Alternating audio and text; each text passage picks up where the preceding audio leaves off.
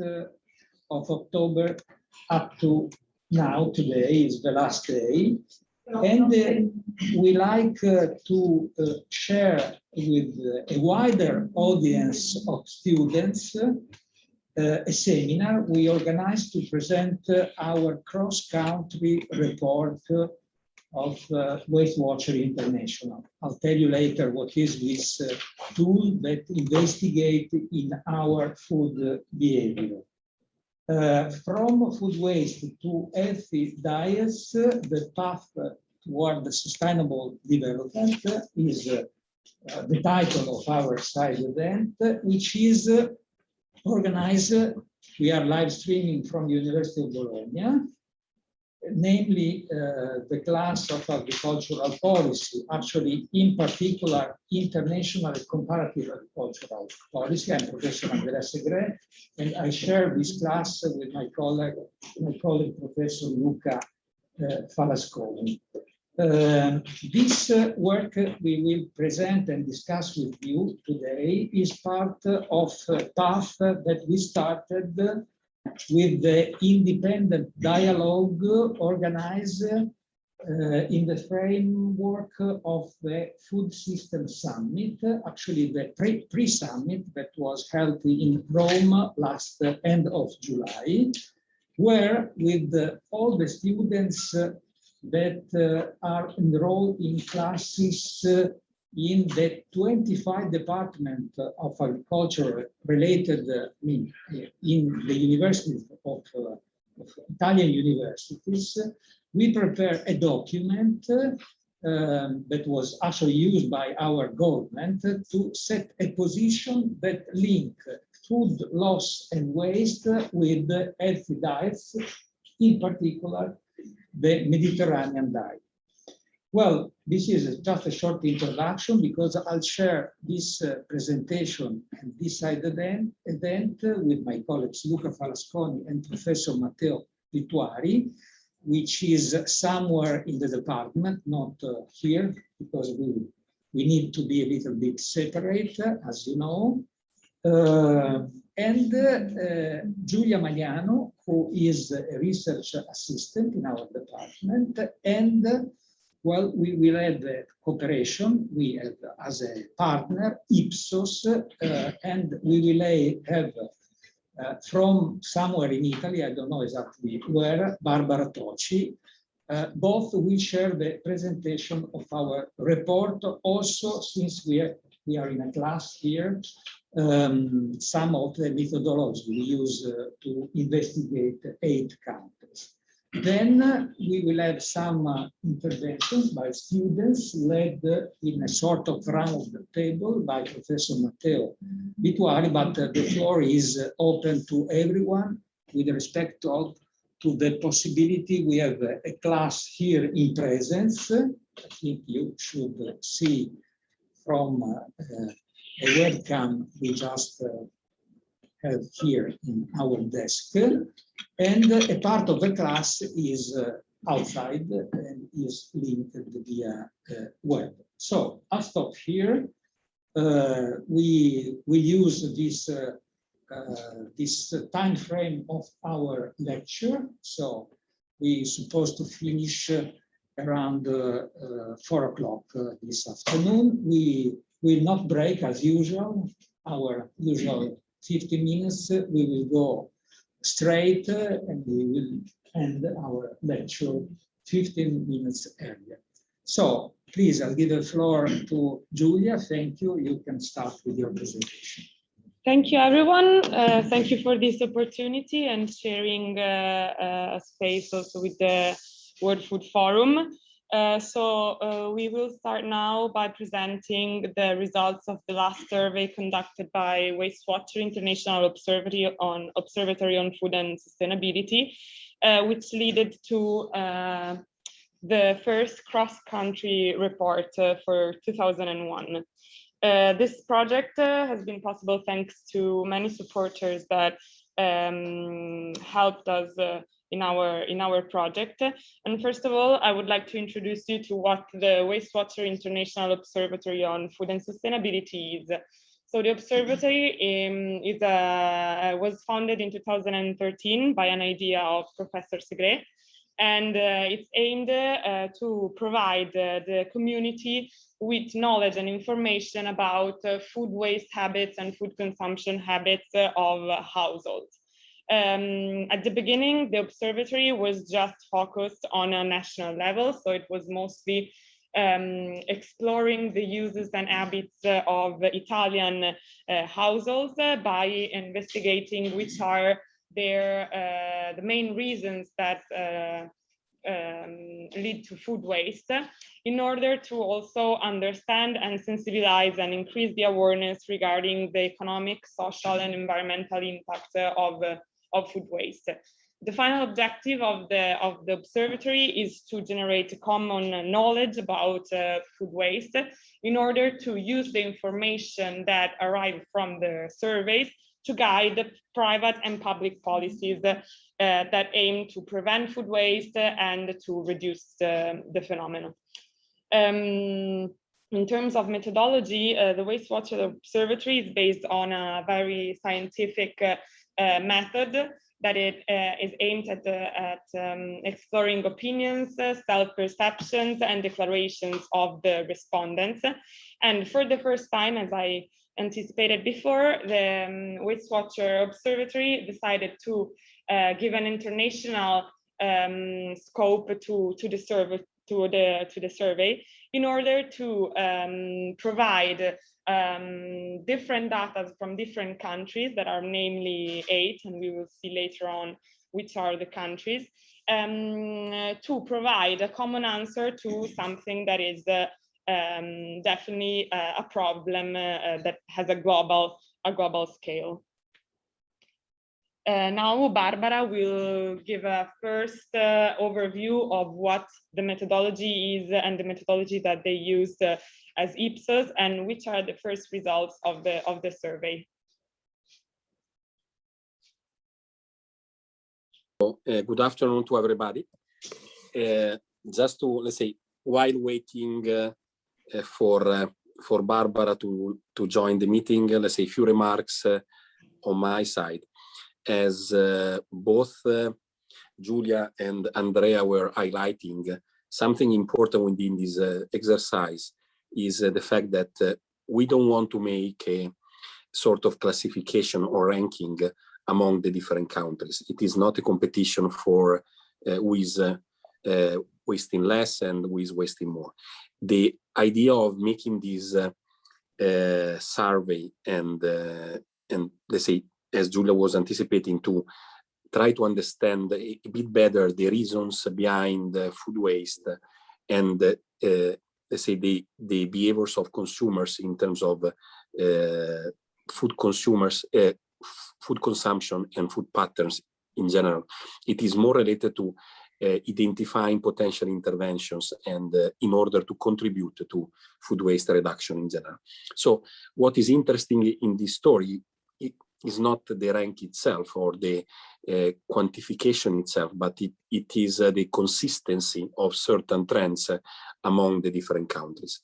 Something that we can learn from these, let's say, data and from the stories that are coming out from the questionnaires are related to the identification of potential common patterns between North America, so US and Canada, and Europe, where the differences also in terms of quantity, but also in terms of frequency of food waste are quite significant. And while, let's say, Russia and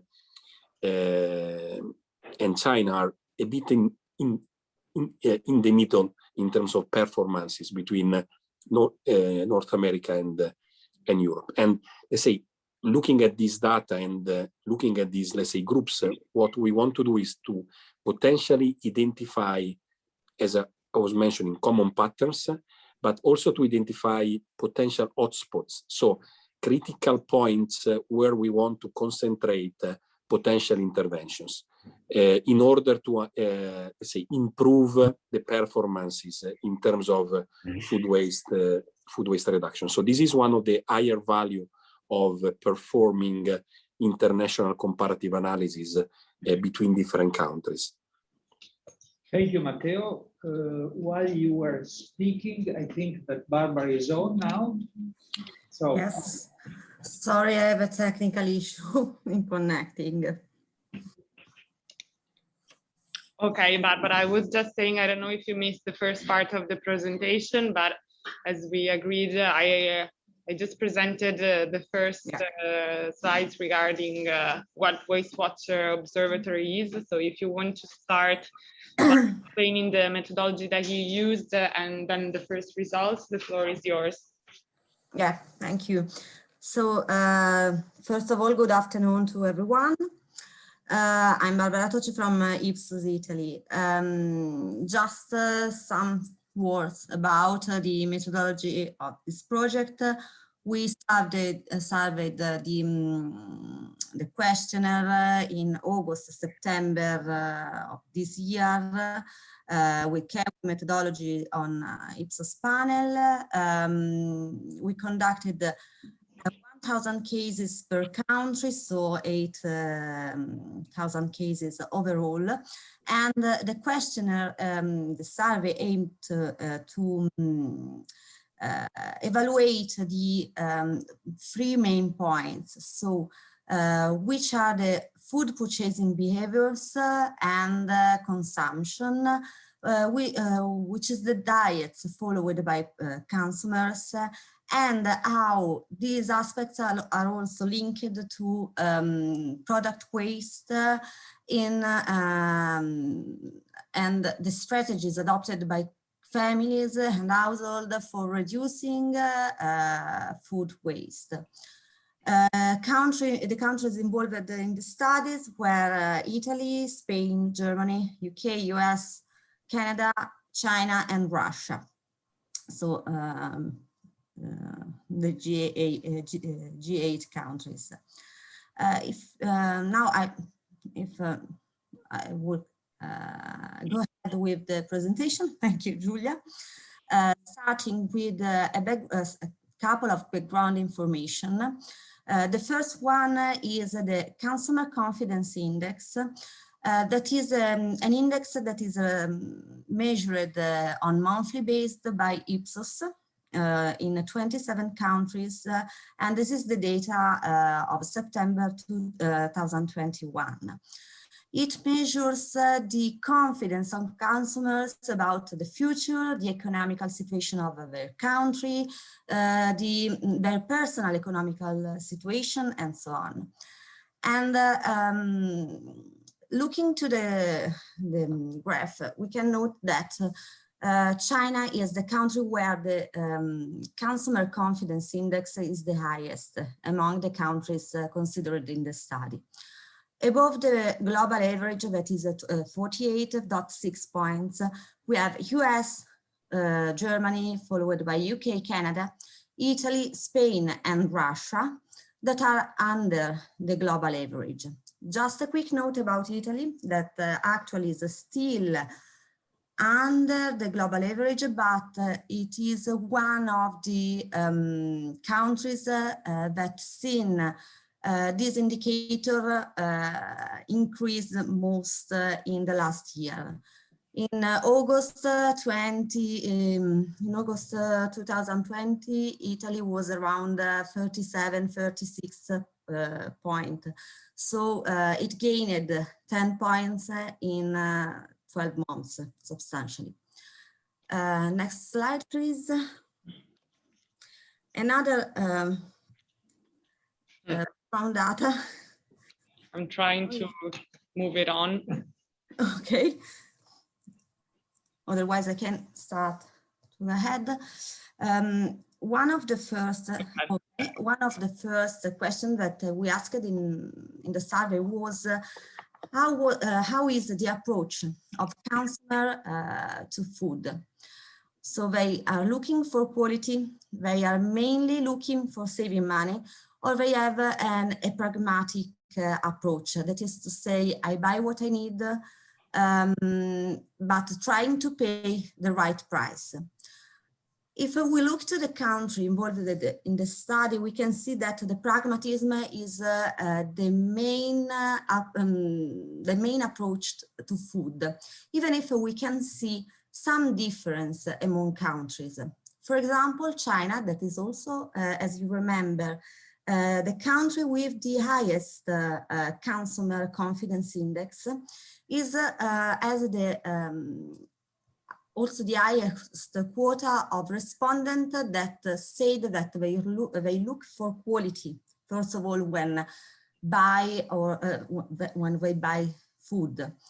On the other side, United States, even if high consumer index, consumer confidence consumer index, is the country with the highest quota of respondents saying that they are looking to saving money while they pay attention to money while approaching to food and to buying food.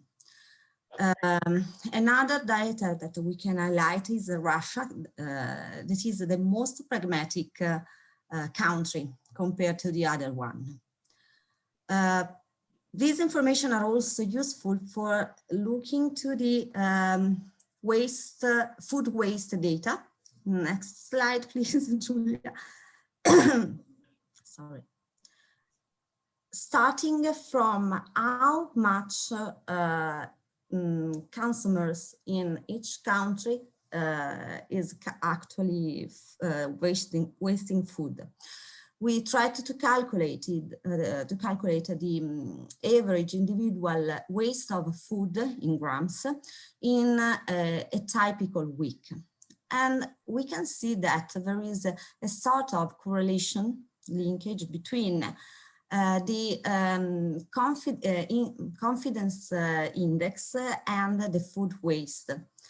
That is to say that US, Canada and China, that are the most confident countries, are also the ones that are currently wasting more food.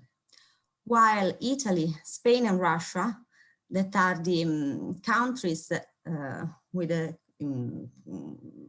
with less confidence for the future, are also the countries that seems to pay more attention to waste of food and to save food.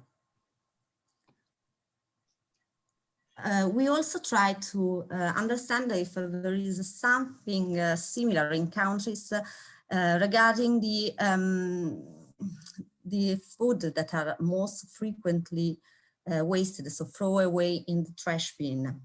And we noted that there are 6 product categories that are the most often, most frequently thrown away in all countries.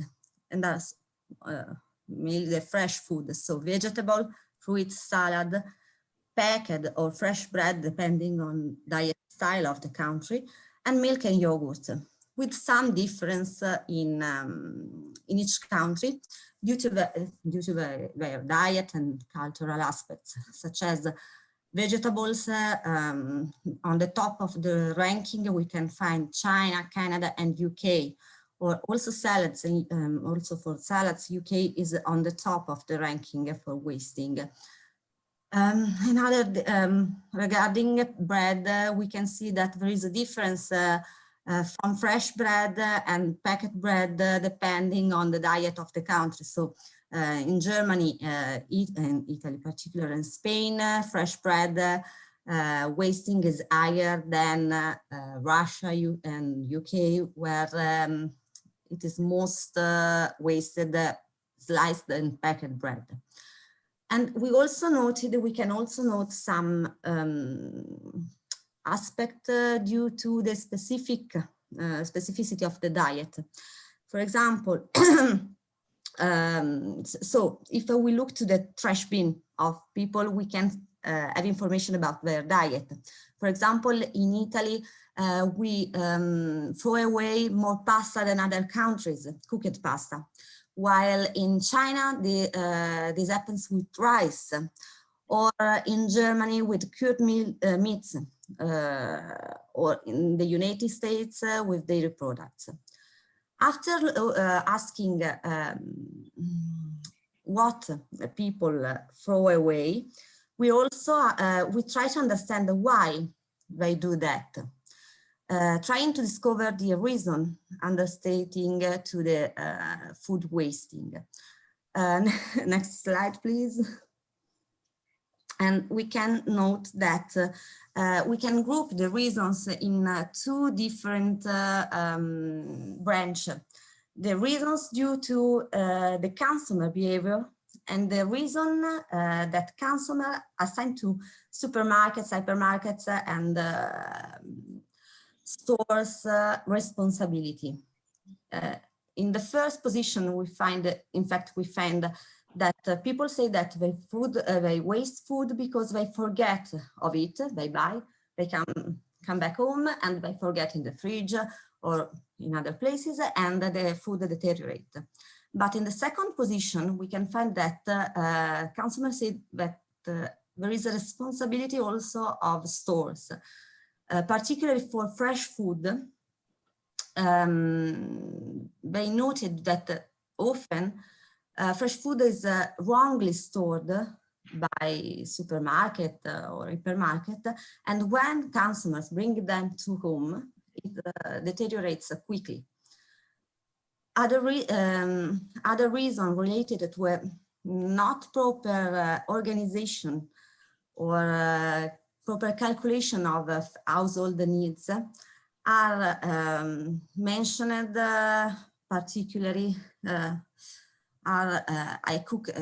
consumer recognize that they cook too much, they buy too much, or they miscalculate the needs of the households. And a particular case is also, we can see also in China, that where 72% of respondents said that they throw away food because they don't like leftovers. This is a specificity of Chinese people due to the fact that a cultural aspect, as eating leftovers in upper classes, in Chinese upper classes, meaning that you are belonging to the lower or marginal social class. So it is a cultural aspect in this case. I pass the word to Giulia, I think. Thank you, Barbara. And I'll give you some of the answer regarding the fighting against food waste and the strategies that have been identified by the respondents as the most successful in fighting food waste.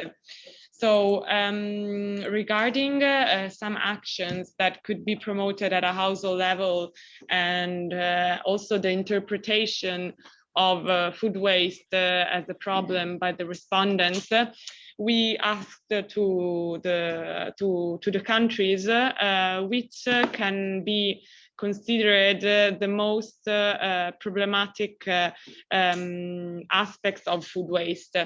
Looking at the answers, we have similar trends and also different perception of food waste. First of all, what is clear is that most of the respondents in all the countries agree on the impact of food waste over their income. So they perceive food waste as a problem related to their also purchasing possibilities, as all the food that is thrown away cannot be eaten, obviously. But is also considered something that is immoral by many respondents and as a bad example for young people, which I think it's very significant to highlight this aspect, especially in the framework of the World Food Forum. we will see later on also that the perception of the immorality and of the bad example of food waste has also a link with the measures that are considered to be useful to promote an increase in the awareness regarding food waste. Other aspects also are related to the environmental impact of food waste, as in some cases there are countries, for example, the UK and the US, who also highlight the environmental impact in terms of pollution and also in terms of essential resources waste in some cases. Regarding the shopping strategies that are adopted by the households for reducing food waste, also in this case, we have different measures that are considered useful. First of all, there is the need to buy a smaller packaging of food in order to avoid throwing away surplus food that maybe small families will not eat, for example. But there's also the need to buy a long life product, although many, especially for example in Italy, stress the need to rely still on fresh products. Considering the consumption strategies, this chart, this table shows the level of agreement, let's say, that each country has regarding different habits that can help reducing food waste. In this case, we have almost total agreement on the need to check and to control the expiring date of the food that is consumed and on the food that is in the fridge. For example, we have here mostly all the countries that agree on this point with a good amount of agreement, but also the need to have under control what is in the kitchen. So to know what must be bought at the supermarket and what is actually already at home. So this could be considered as a strategy to avoid buying extra food. Other trends show that eating everything that is cooked is also considered very important, as well as checking frequently what is expired. Finally, we also asked to the respondents what are the most useful measures at a public level. So far we have seen all the measures that can be implemented at a household level, so in a house, while at this point we asked which are, according to the respondents, the measures that can be more useful to increase the awareness, prevent food waste, and reduce its negative impact. So as I anticipated before, many countries agree on the need of focusing on education in order to also increase the awareness since a very young age. But also there is a high level of agreement regarding the need to continue to promote educational activity through information, also at a citizen level. So in order to inform citizens about the impact of food waste, both on the economy, but also of the negative impact and the damages for the environment. Other aspects that are also considered very, very useful are also related to the food labels, so on the food information, also on consumption modes that can help reducing food waste. And finally, also smaller product packagings as also within the private, at a private level, are considered very useful, even at a public level, can help reducing food waste. In Italy, as we've said before, we are kind of we are paying good attention on food waste, even though we are not providing here a classification of what are the best countries and the worst countries. It is interesting from our perspective, as we conducted this study in Italy also in the last years, and because we are in Italy now, it was interesting also to provide a focus on Italy. So as we can see here, and this also is related to the other countries, fresh fruit, salads, and vegetables are among the products that are more wasted. Finally, this is basically the team that conducted the study of the Wastewater International Observatory for this year. And thank you for having us and for giving this opportunity of presenting our results. We will now leave the floor also to students from the University of Bologna, which have participated to the dialogue for the preparation of the summit. And I will leave the floor to Matteo Vittuari, a professor of the University of Bologna, to introduce the students and to mediate their interventions. Thank you. Just 1 second. Thank you for this presentation, because I like to since we have Barbara Tocci here, I take a question which is, I think, very appropriate from our audience. By the way, we have people that are greeting us all over the world, but one of them, Martina Camisano, asked something that I think would be very important to answer. I read the question. I don't know whether Barbara is for you. I think you had the opportunity to read, but is regarding the sample size of 1,000 cases per country. Is this number well representing demographic variability in huge countries such as China, Russia, and the US? Please. So, 1,000 cases is a magic number in market and social research. Obviously, so it's a standard sample.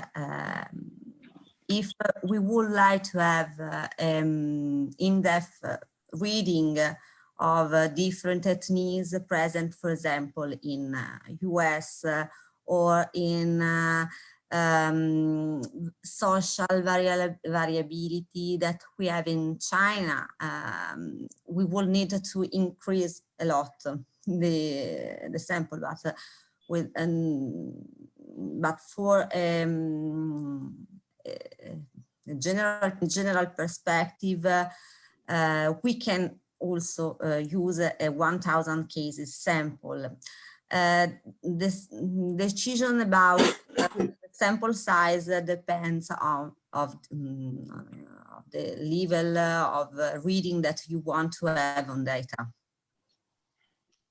Okay.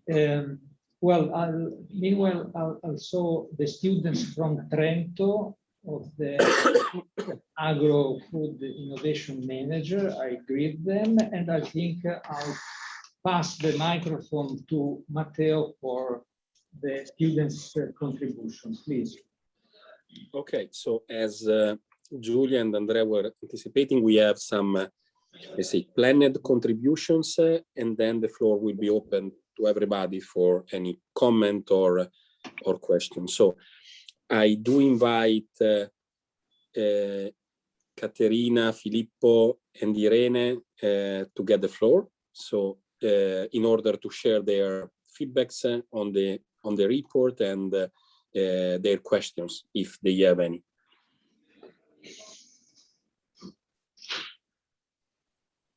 Yes, good So, afternoon, Irene, everyone. if you want to get started, Yeah. the floor is yours. Good afternoon, everyone. I'm Irene Bedossi. I'm finishing my master course here in Bologna. I'm studying local and global development. And I'm writing my thesis with Professor Vittuari on sustainable impact evaluation system within the rural context. And I'm actually comparing two different methodologies known as the theory of change and life cycle thinking. So during the presentation by the Waste Watchers International Observatory, I think that it is clear how it is becoming the consumer role is becoming crucial within the fight against food waste. And I think it becomes clearer every day how it is necessary to intervene on this particular chain link in order to produce actual changes and to reach goals such as the SDG number 12.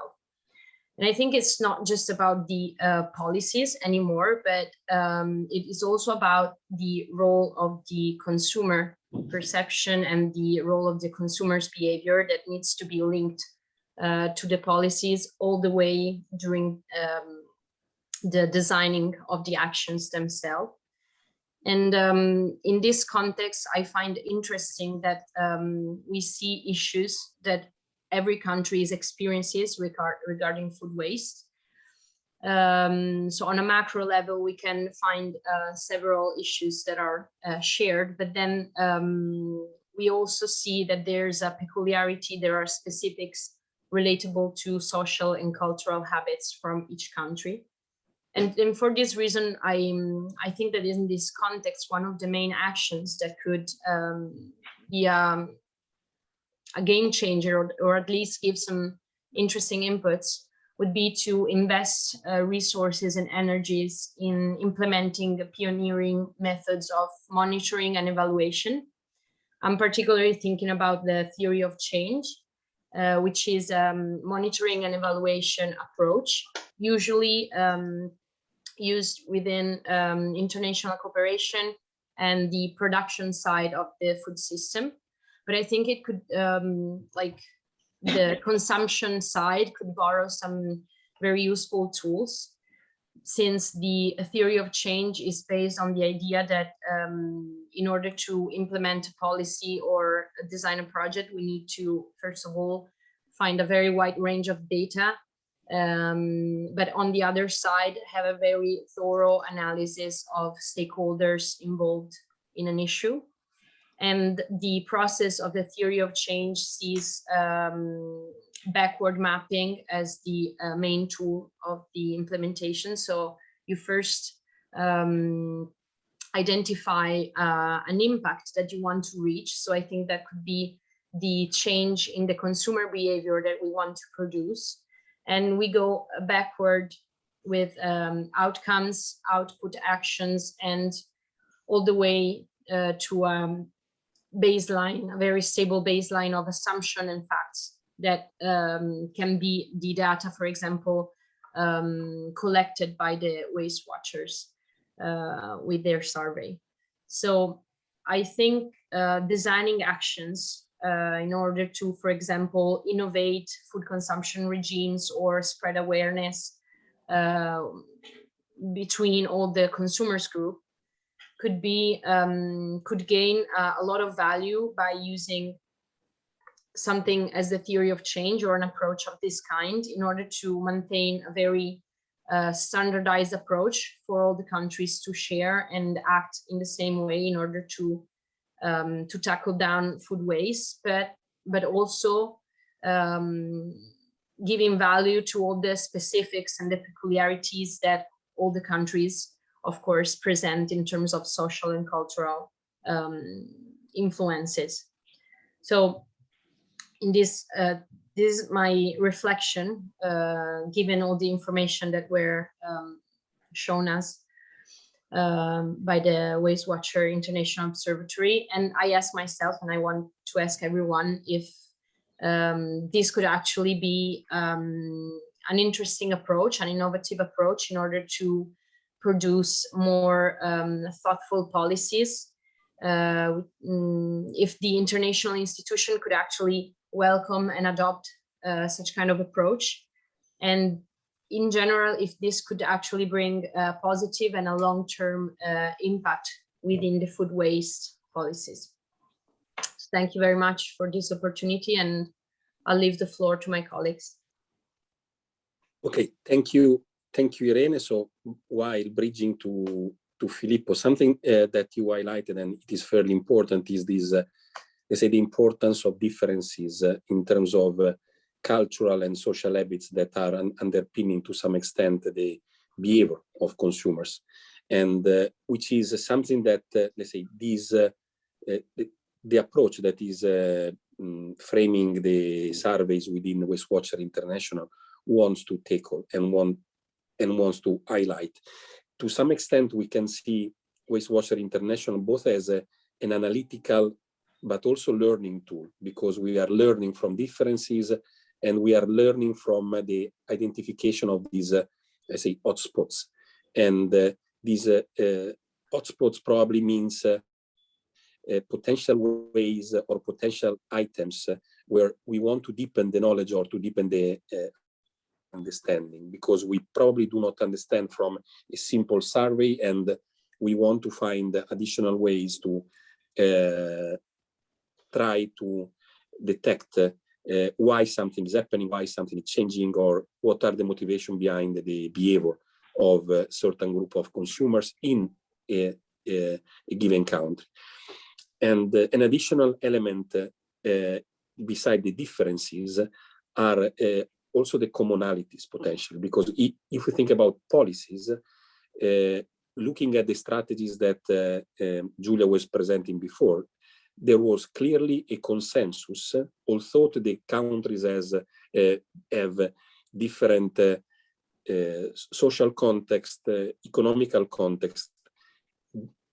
There is quite a consensus over, let's say, positive approaches in terms of policy. So nobody did want to have, let's say, fines or punishment mechanism in order to waste less, but everybody, all the countries were agreeing to some extent to identify ways and tools to stimulate citizens to have better behaviors, rather than finding, let's say, more, let's say, normative type of approaches. So, and what you were mentioning in terms of game changers and theory of change is, let's say, potentially a very interesting approach that could be combined with what the Waste Watcher International Observatory is currently doing. So thanks, Irene. Then shifting to Filippo. Good afternoon, everyone. I'm Filippo Pini, and I write my thesis with Professor Vittorio too, about life cycle thinking, and in particular about the social impacts of city region food system. And so I think about the social impacts of food systems, and I think we can list too many inequalities and malfunctions through food systems. Just think about the fact that in the world coexist 670 million people that are in hungry and 650 million people that are obese. So that's show absolutely a malfunctioning food system, and we have to act and to act in this food system to give them these people the possibility to access to safe food, healthy food. Inequality and malfunctions increase dramatically through pandemic crisis, with increased food prices and consequently more people that cannot access to adequate food the reduction of employment, almost half of 3.3 billion of workers, of agri-food workers, who make up the total workforce, risk losing their livelihoods. Social exclusion and poverty is raising up, and it's growing and becoming increasingly worrying for certain social categories.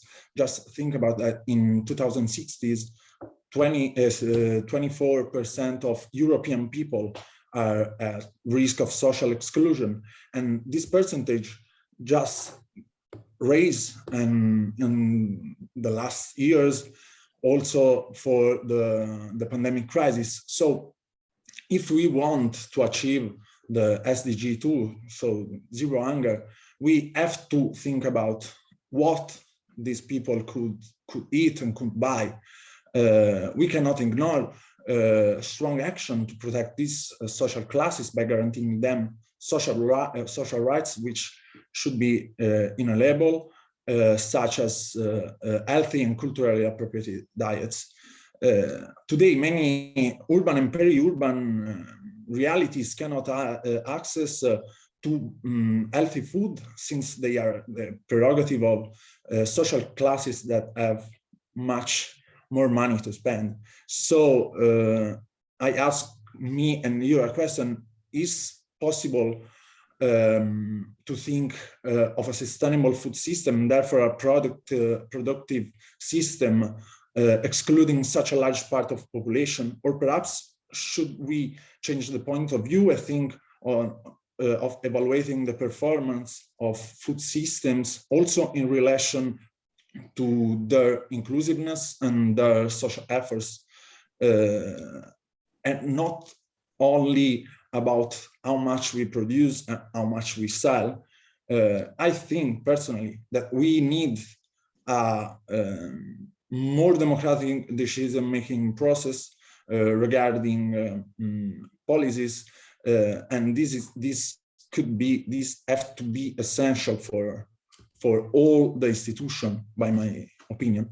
And on the other hand, it is necessary not to leave behind this huge part of the population and act in the direction of ensuring a fair and inclusive food system for them. So giving them access to healthy products that respect environment and health too.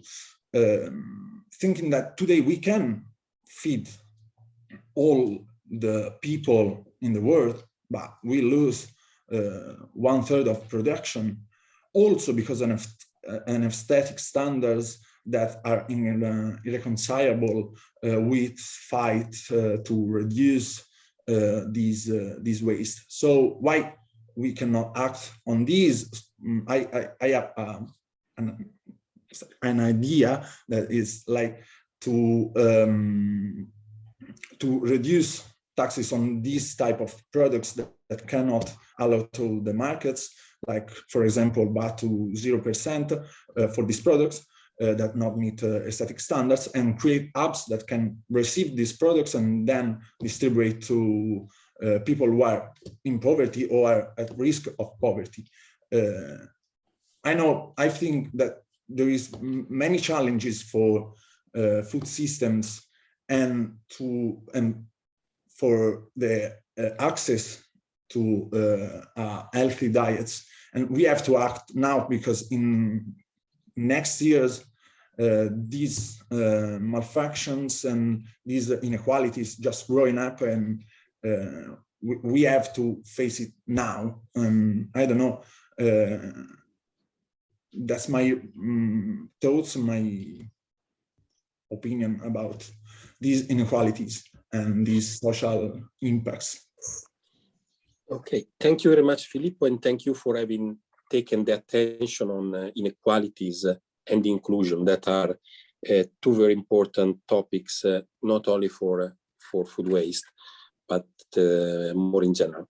And even the survey was focusing on the reason why food waste, the fight against food waste matter, why it is important to fight against food waste. And there was, even in this case, there was quite a consensus among the different countries, underlying that clearly food waste has an economic relevance because it is also wasting money to some extent.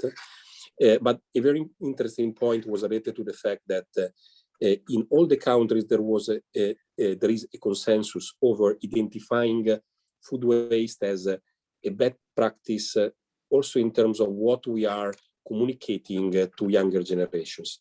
So one of the reasons why we should fight against food waste is also to, let's say, engage younger generation in the development and building of more sustainable and probably, quoting you, more inclusive food systems in order to not to leave anybody behind. So shifting to the last, let's say, planned intervention and moving to Caterina. Okay, good afternoon, everybody. I'm Caterina Rettore. I'm a master's student in local and global development, and I'm writing my master thesis with Professor Vittuari, and I'm focusing more on the urban food policies. So with regards to food waste at the urban level, the most significant actions addressed to the consumers are information-based policies to raise awareness on food waste reduction. What in my opinion is currently only marginal is a concrete debate about how household food waste could be framed from a systemic point of view. In other words, consumers' food waste should be considered not only as a personal issue of choice and knowledge, but also as an issue linked with the underlying cultural and the economic environment. So prevention and mitigation measures based on behavior change at the individual level are definitely useful, but maybe in the long term, they cannot effectively change consumption practices at the social level.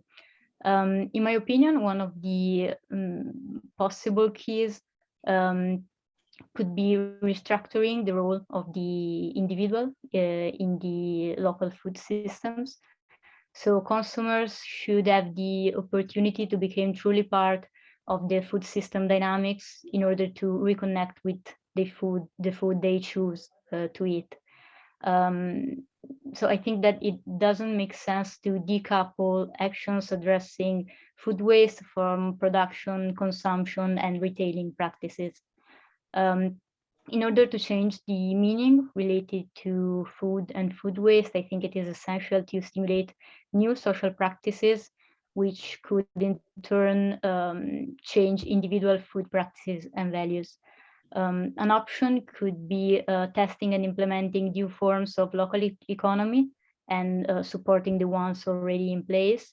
In these new models of local economies, consumers are actively engaged in the planning of the food supply volumes. So, for example, consumers could inform the retailers about what food and in which quantities they would need during the following weeks.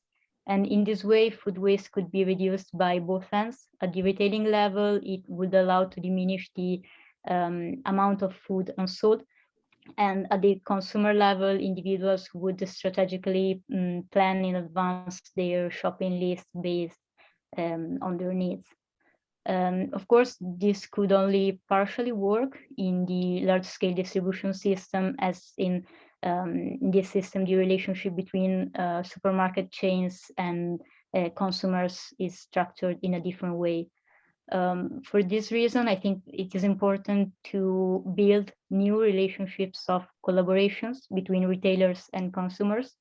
And urban policies could, for example, facilitate the creation of community emporiums where the members have the double role of buyers and sellers, or stimulate the creation of a capillary network of farmer markets, community-supported agriculture, ethical purchasing groups, and other forms of short supply chains.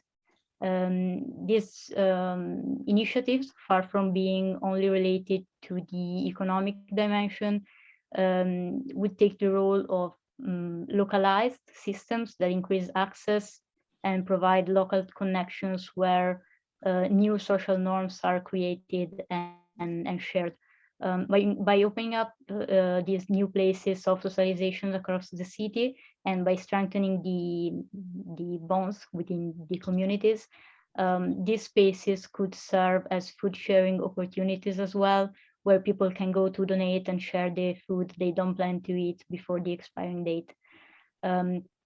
To sum up, I think that the problem of household food waste could be faced by considering it from a systemic point of view, and actions should be addressed to change the role of the consumer, who shouldn't be seen as the final ring of a chain, but as an actor that has a crucial role within the system and who should be more actively involved in its dynamics. So I would like to leave you with two questions. So if you think that, do you think that consumers have a marginal and passive role in the food system?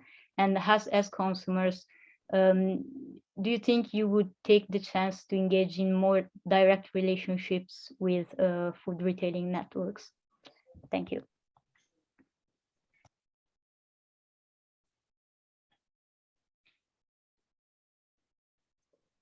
Thank you, Caterina. So for opening, let's say, additional food for thoughts, you had a continuity in discussing this, let's say, territorial dimension, since Filippo was introducing the concept of city region food systems. So the linkages between, let's say, different areas, urban areas and rural areas, while you were focusing more on urban areas and cities that are clearly crucial also in the fight against food waste, also given the amount of people living in the cities today, which is well above the 50% of the total population. Additionally, you were underlining the role of social norms that are quite important. And even if we look at the European platform for food waste and losses and the, say, the debate at the European level, the role of social norms is getting more and more important. So there is an increasing attention and an increasing willingness to investigate these factor related to food waste. And for sure, food sharing is also important and crucial, as partially it was also emphasized by what happened during the COVID-19 pandemic in terms of disruption of local food supply chains and so on. And thanks for opening, or so for closing, opening with some questions related to, say, the role of consumers, if they should be more active while at the moment they are still too passive, and what is the relationship with the between consumers and retailers in general. So I would take advantage of your questions to open up the floor to everybody, eventually starting from Trento, since we polarized a bit the attention in Bologna until now. So I would welcome questions and comments prioritizing Trento and then from anybody else. And I would like to ask Giulia to support if there is any question in the chat, since I cannot see that at the moment, and also the colleague Professor Falasconi to, let's say, contribute to the conversation and eventually to take my place. There is one question. There is Ana Cristina Vides Gomez, who's asking if we are planning to conduct a similar study also in other countries, or yeah, this one. Okay, so I would leave the floor to Andrea, since he has more the strategic view of what Waste Watcher International will do in the incoming years. Yes, thank you, Matteo. Well, actually, the question of Anna Cristina is not only whether we'll conduct a similar study in other countries, but also if the aim is to collaborate with international students. The second question is, of course, yes, we use this tool, this observatory, as I told you earlier, since some 8-9 years. First, we focus on Italy. Then, for the first time this year, we prepare this cross-country study. We expect to produce a new cross-country study around the end of September next year. By the way, you know that with 29th will be next year the third International Day on awareness on food loss and waste. And we will pick up other 7-8 countries. We call this cross-country report actually in a sort of journalistic jargon. We call a waste aid, you know, G8 and waste aid. But again, as Matteo pointed out, this is not a way to rank countries in order to see who is the best or the worst. So it's important, since we are here, I think you see with the PC of Luca, the webcam, our students part in presence here to work with young people and students in particular. We use really this tool in our classes since 8 years because we think that this part of our discipline on behavioral economics is important also, let's say, from a pedagogic point of view, because you need, apart of the sample, Barbara already answered, you need also to know how to formulate the questions. It's very important to have correct answers, and then elaborate answers and get out policy, public policies suggestions. So this is really, in a sort of tweet, our aim, and for sure, if we will have support, private support, we will have a new cross-country report next year, somehow at the end of September. Well, perhaps I'll give you Matteo again the floor to moderate if we have some question from the floor. Use please the chat. By the way, we are on Zoom platform now, but our university used Teams, and so we tried to merge, and was really a daunting exercise.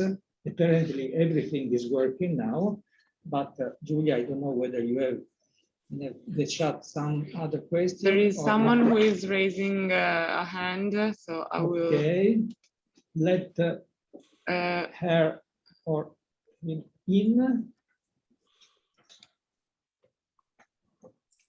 I'm trying to allow him speaking. I don't know if it's him or who is Morris Han.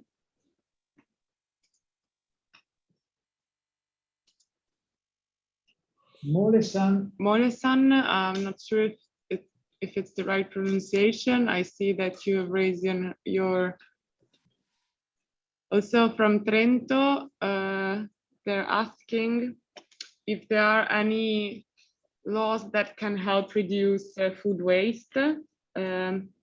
I can answer on this. There are different measures that help to reduce food waste. In Italy, we have the Legge Gadda, which is a law, if I'm not wrong, is incentivizing the supermarket to avoid throwing away food and rather relying on the charities or associations that redistribute the surplus of food from supermarket to people who need food. But is not a mandatory measure, rather is an incentivation that leads, if a supermarket implements this law, to fiscal advantages, basically. While, for example, there are other forms of regulation that are also very effective. I think from my perspective, more effective. For example, in France, there is a law that wants this agreement between charities and supermarkets to be mandatory. So every supermarket must agree with the charity that surplus food must be sent to charities, and this and if not, there are fees that the supermarkets must pay. Yes, thank you, Julia. I may add something because we launched a debate last 5th of February, which is the Italian Day on Food Waste Prevention, and we use this wording prevention not with a reason. I'll try to explain. Well, where we ask to our Italian panel of Wastewater International, whether we would agree to have this law mandatory, like the French example. You know why? Because this pandemic situation had a strong, very, very strong impact on food poverty. And a part of the job we started some 20 years ago was to recover food to benefit charities and basically poor people. While some 10 years ago, we asked ourselves, but out of 100 of food loss and waste in the Italian food system, in the Italian chain from the field to our table, to domestic and domestic consumption and outside our household, so restaurants.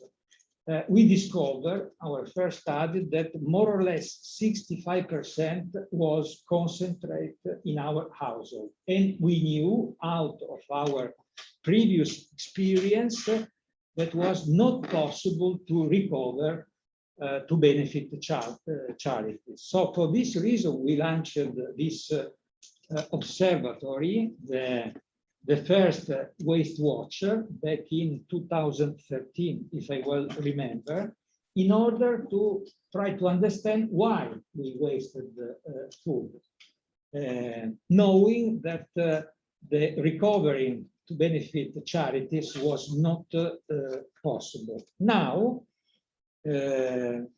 this Italian law number 166 passed just after Expo 2015. Actually, the law was passed in our parliament in 2016.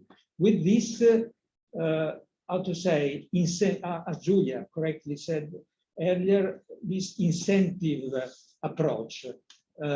You benefit charities recovering food stuff otherwise wasted. We give you a discount, an advantage from the tax on garbage. I don't know exactly whether this is the correct term, because we need to pay to destroy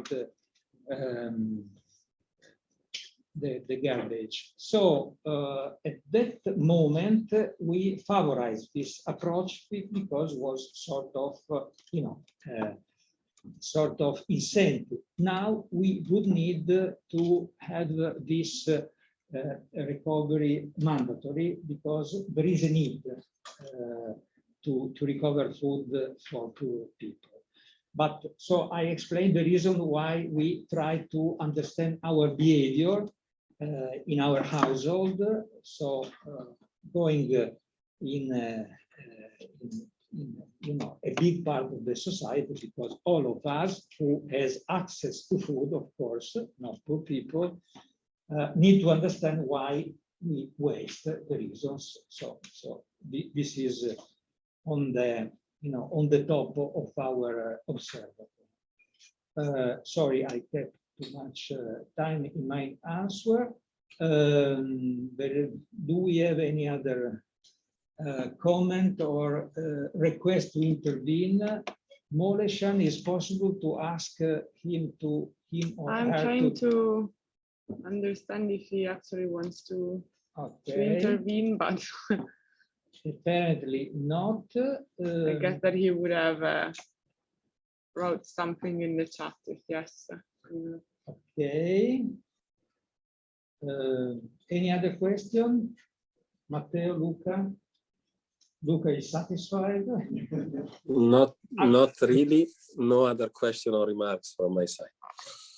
Okay, so I mean, I didn't perhaps present it the correct way with respect to our observatory, because Luca Falasconi, who actually is out of our welcome, but is here with us on my right side, he is the responsible, the scientific coordinator of the Wastewatcher International Italy, because each Italian day we present a report focused on our country. And by the way, the last slide that Giulia showed you was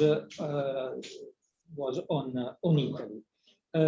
While Matteo Bituari is the scientific coordinator of the Wastewatcher cross-country report. In our team, we have Enzo Risso, who is the scientific director of Ipsos, and Barbara Tocci, she is the research executive, and I think she gave some answers on how we select the sample in each country. Well, I think very useful this this sort of lecture. I'm looking in my students in the Italian class. That is actually, I'll translate in Italian, Politica Agraria Internazionale Comparata. We ask them to participate, of course, in English, which is an important language we need to know. Other classes we have at the higher level are straight in English. This lecture side event of the World Food Forum will be, actually is registered, so each of you can have the opportunity of also to spread to other colleagues, students, our thoughts today. By the way, you can find this presentation both in English and in Italian on our website. Perhaps Giulia, you write on the chat, because I'll tell in Italian, sprecozero.it. Spreco Zero is the Italian translation of zero waste, which actually is also the name of our campaign, Zero Waste. We launched some 10 years ago without knowing that we had this Sustainable Development Agenda of the UN having to point is the target number 12.3. The aim is to reduce by 1/2. Well, we were more optimistic, let's say, to reduce by 100% zero waste. We think it's possible. We need to have very ambitious target, and we will work to monitor through Wastewatcher International the results each year, cross-country report, Italian report, to see whether we will be able, we think, we hope, to at least to 1/2 within 2030, which would be, in any case, a very good result. So I think I'll leave you here. Students will be happy because we finish a little bit earlier with respect. We just have One other question. We please have take one it. other question from a student from Trento. We're asking how and to what extent circular economy can also help reducing food waste. Matteo, this is for you, I think. But circular economy can help to reduce food waste in many ways. And circular economy, it is about the valorization and the sustainable use of resources at any stage of the food supply chain. So the approach is fully consistent with most of the interventions that are, say, considered within the food waste domain, not only in terms of prevention and reduction, but also in terms of potential valorization. So if we cannot manage to reduce or prevent food waste, what we can do is to valorize some of the products that risk to be wasted in order to give them an alternative life that might not prioritize human consumption, but that might be leading to, say, alternative uses. So always prioritizing and avoiding to have these resources wasted and not used, and so to not to give monetary value to these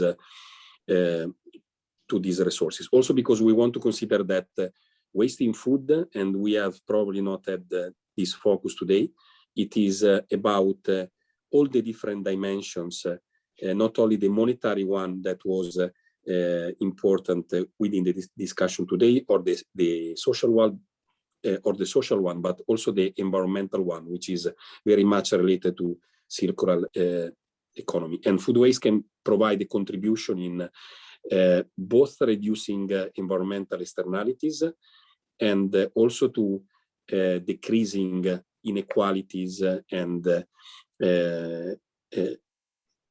along the food supply chain. Okay, thank you. It was actually a good conclusion with respect to how to consider, food waste in a positive perspective, sustainable development goals, circular economy, and then I think we will stop here. Thank you to all of the staff that contribute to have this side event. Thank also to the World Food Forum, and in particular to Massimo Torero, who is the chief economist of the FAO, that suggests us to organize such event while we discuss with him the result of our report. And actually we presented with Massimo, with Maurizio Martina, who is the vice general director of the FAO, and also with the staff of our Minister of Foreign Affairs and of Agricultural Policies, with the Minister Patuanelli, the results of this report last year, the 28th of September, the day before the International Day, the second International Day of Awareness on Food Loss and Waste. So thank you to all of you from all over the world. I saw a number of people that still are connected from other countries, and hope to stay safe, and please don't waste, of course, when you go home this evening. Bye-bye. Bye. Bye to all. Bye. Bye, thank you very much. Bye-bye.